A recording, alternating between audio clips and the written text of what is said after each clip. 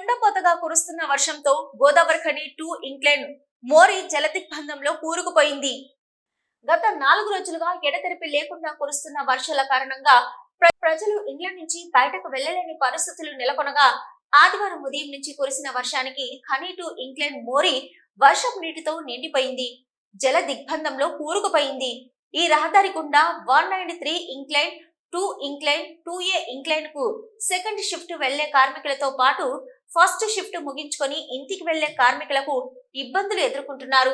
ఇప్పుడు జనగామ, సుందిల్లా, మందిని వైపుగా వెళ్లడానికి 2 ఇంక్లైన్ మోరీ రహదారి ప్రధానంగా ఉండడంతో వర్షం నీటితో నిండిన 2 ఇంక్లైన్ మోరీ గుండా రాకపోకలకు ఇబ్బందులు కలగడంతో వాహనదారులు ఇబ్బందులు పడ్డారు.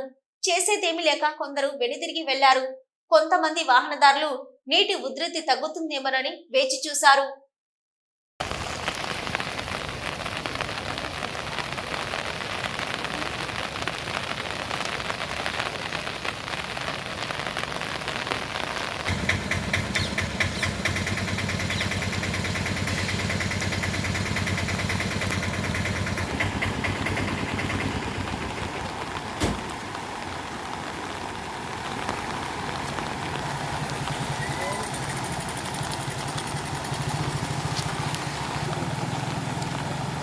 Andel